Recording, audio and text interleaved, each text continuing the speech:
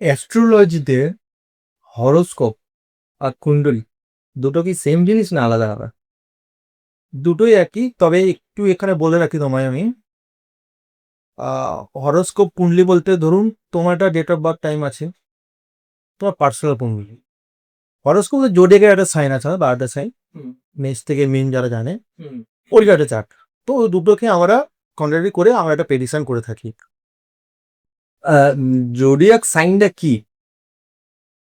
তা zodiac sign বলতে আমি প্রথমে কথা বলছিলাম যে কালপুরুষের চার্ট, মেষ, বৃষ, মিথুন, কর্কট, সিংহ, কন্যা, তুলা, বৃশ্চিক, ধনু, মকর, কুম্ভ, মীন।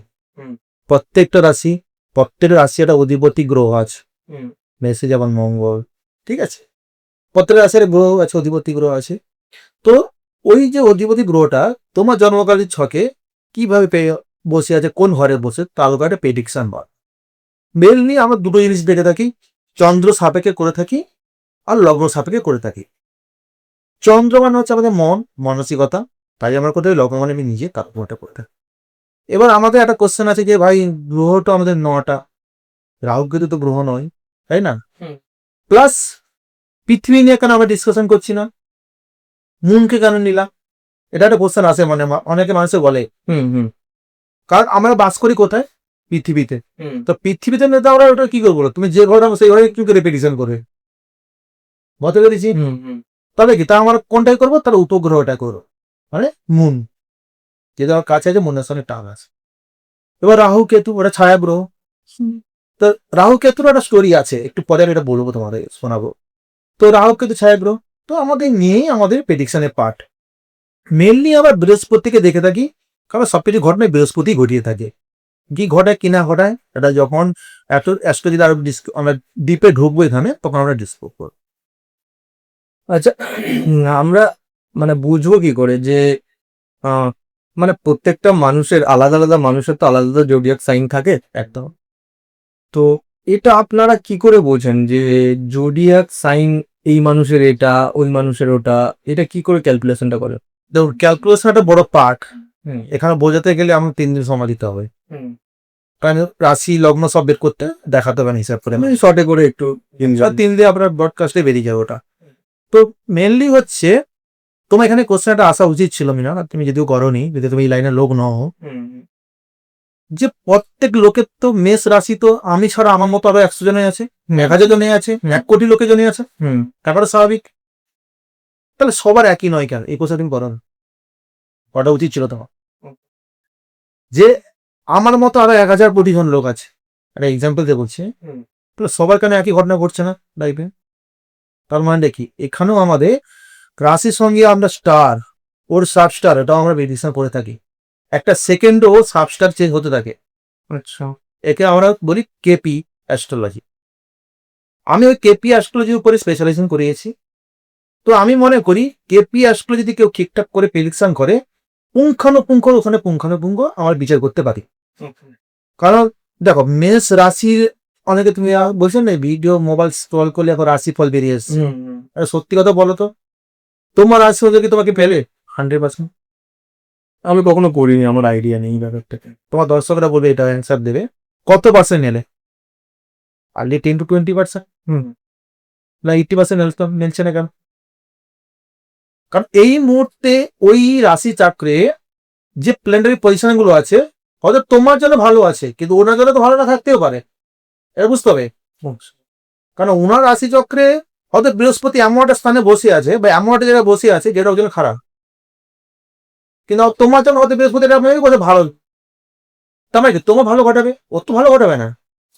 হয়তো জিনিসটা কি বোঝা যাচ্ছে?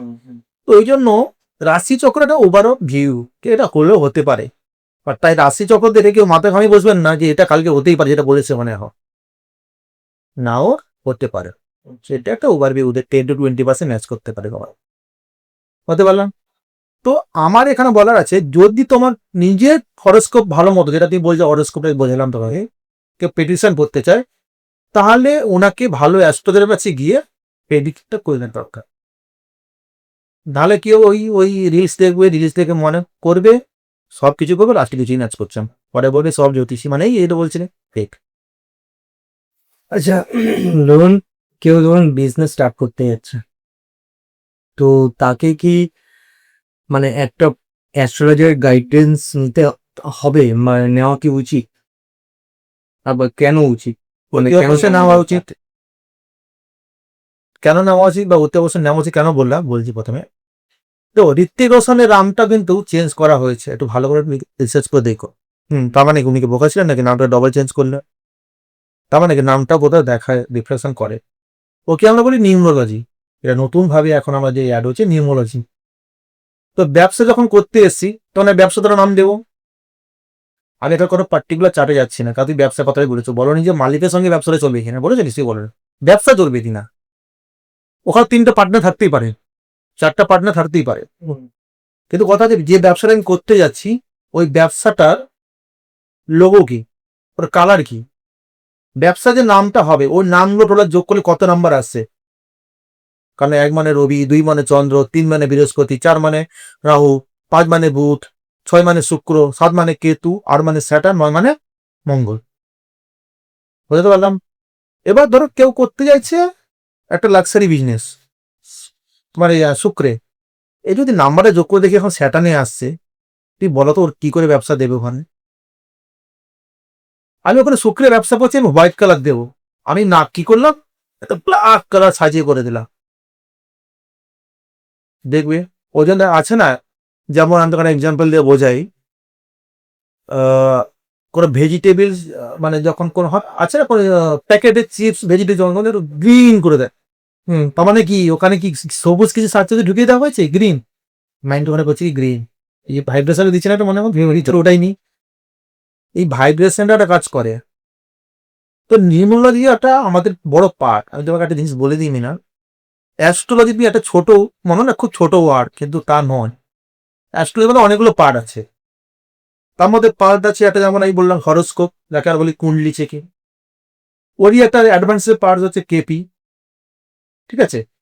নিউমোলজি আছে, বাস্তু আছে, পামিশ হাত, তোমাকে পামিশ নিয়েও বলবো, তোমার হয়তো মনে কোশ্চেনটা আসা শুরু করে যে পামিশ তাহলে হাত নিয়ে তার কি করে কাজ করছে, হ্যাঁ হ্যাঁ সাথে আসছে পামিশ। এবার আসছে আমাদের মনে আরটা যেটা আছে আমাদের রেইকি। আমরা অনেকে রেইকি সম্বন্ধে হয়তো জানি না, রেইকির পাওয়ারটা কি অনেকেই জানি না। যদি আমি এখানে ছোট্ট ঘটনা এখানে তুলে ধরি তোমাদের দর্শকের সামনে রেইকি সম্বন্ধে, হয়তো তুমিও বুঝতে পারছো, তখন তুমিও ভাইব্রেট হবে রেইকি সম্বন্ধে।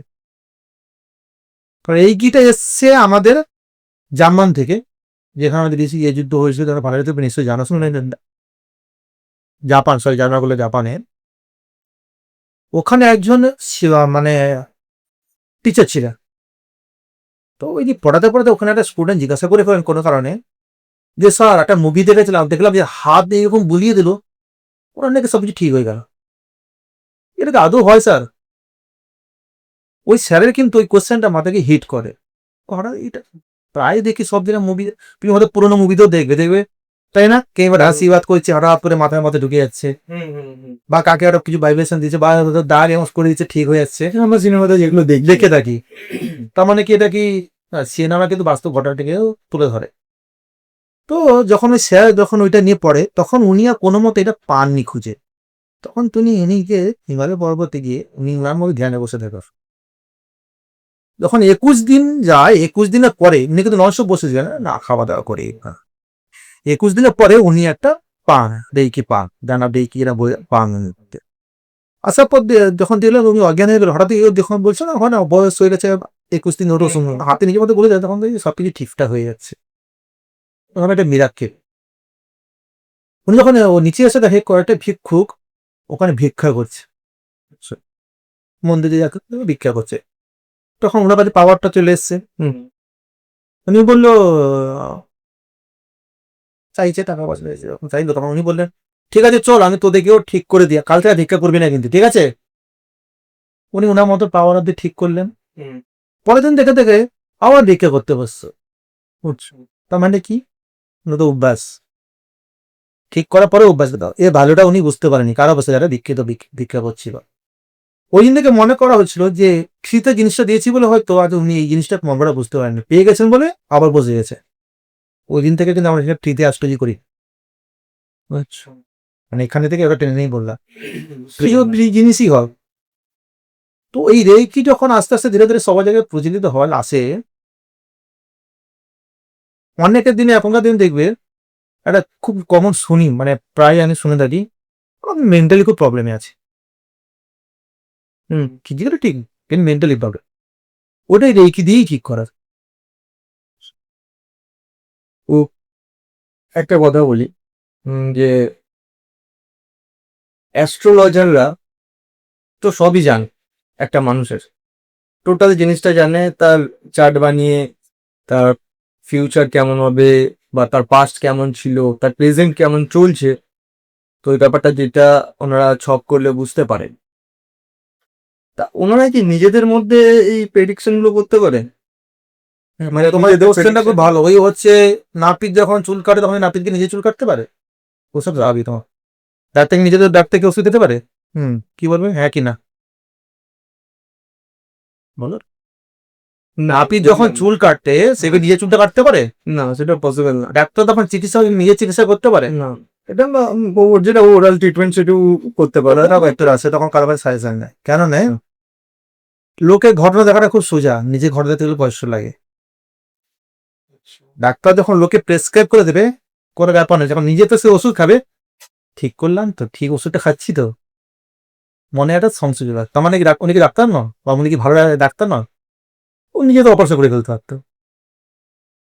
কিন্তু ব্যাপারটা আবার এটা নয় আমরা বুঝতে পাই না, আমরা সবই বুঝি।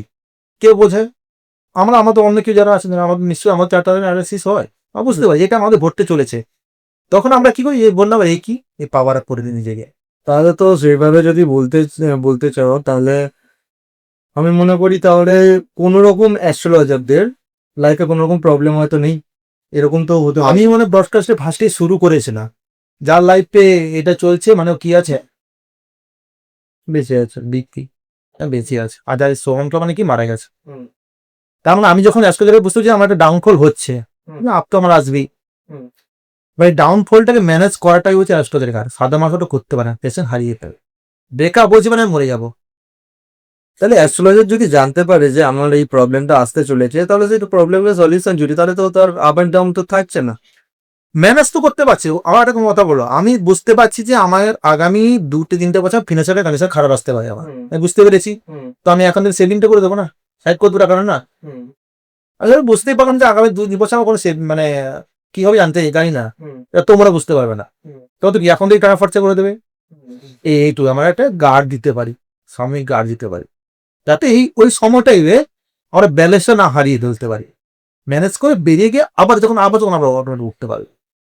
আচ্ছা, আর এই অ্যাস্ট্রোলজিটা সব ক্ষেত্রে কি কাজ করে? মানে ধরুন পড়াশোনা বা আহ, চাকরি বাকরিতে তো বললেন, চাকরি ব্যবসাতে তো আছে, পড়াশোনাতে বা কোনো মানুষের পার্সোনাল লাইফে বা ধরুন ফ্যামিলিতে, এগুলো কি মানে কাজ করে, ডেভেলপ করে?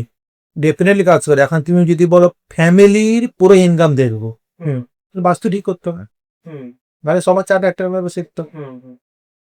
এখন তুমি যদি বলো আমার ফ্যামিলির মধ্যেও আমিও থাকি, আমার ঠিক তো খারাপ যাচ্ছে, তোমার চারটে কত প্রবলেম আছে। তুমি যে রুমে থাকো, তোমার যে রুমের ডাইরেকশনে তোমার যেন লাকি, ওর জন্য না লাকিও হতে পারে। বুঝতে পেরেছি। ধরো তেমন যেমন একটা বাচ্চা ছেলে, তুমি বলে যে স্টুডেন্ট নেই, একটা বাচ্চা ছেলে মোটামুটি বলেছে পড়াটা কেমন যাবে, অ্যাভারেজ কি নর্মাল যাবে। আর এখনকার দিনে তো যা অবস্থা, বাচ্চাদের ওপর সবকিছু চাপিয়ে দেওয়া হয়, মা বাবা বোঝেন না যে কেন কি কোনটা কি, তোমাকে ডাক্তার হতেই হবে, হয়তো চাইছে গান গাইতে, গান শিখতে।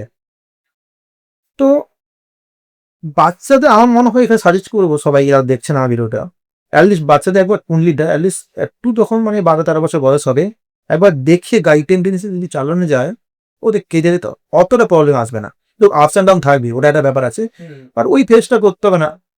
আর এমনভাবে প্রেশার দেবে না যাতে বাচ্চারা ওই জায়গায় দাঁড়িয়ে যায়, তাই না? যদি আমি আগে থেকে বাচ্চাদের চার দেখে মোটামুটি বুঝতে পারি ভালো অ্যাস্ট্রোলজার থেকে, ওইভাবে ওকে নিয়ে যাবো না, তখন গাড়িটা স্মুথ চলবে। তো ধরুন একদিন ধরুন একবার প্রেডিকশন করলো কেউ, একটা বাচ্চা হোক বড় হোক যাই হোক, তো সেটা মানে মানে বেসিক্যালি কোশ্চেনটা হলো যে প্রেডিকশন কতদিন অন্তর অন্তর করা উচিত? দেখ কতটা দুটো জিনিস বসে, দুটো চার্ট হয়, একটা আমার নিজস্ব চার্ট, একটা ট্রানজিট চার্ট। নিজস্ব চার্ট মানে আমার চার্টের যে প্ল্যানেটগুলো বসে আছে ওটা জীবনে চেঞ্জ হবে না, কারণ আমি জন্মানোর সময় ওইটাই ছিল, ওটা নিয়ে আমি জন্মেছি। আর আছে প্ল্যানেটারি চার্টে ট্রানজিট বলি, কারণ প্রত্যেকটা যেমন বৃহস্পতি 1 বছর সঙ্গে চেঞ্জ হয়, শনি যেমন 8 বছর সঙ্গে চেঞ্জ হয়, ওরা থাকে প্ল্যানেটারি পজিশন। ওই চেঞ্জের সময় তোমার যে মেন চার্টের সঙ্গে যদি কোনো কনেক্টেড হয়, ওটা আমরা বুঝি আমাদের ভাষায়, তখন আমরা দেখে বলি যে ওই সময় তোমার ভালো আসতে পারে, ওই সময় খারাপ আসতে পারে। তো একটা লোকের শুধু ওই চার্টটা দেখে আমরা বিশ্লেষণ করি না, দুটো চার্টই আমাদের লাগে মেনলি, ওখান থেকে আমরা বিশ্লেষণ করে থাকি।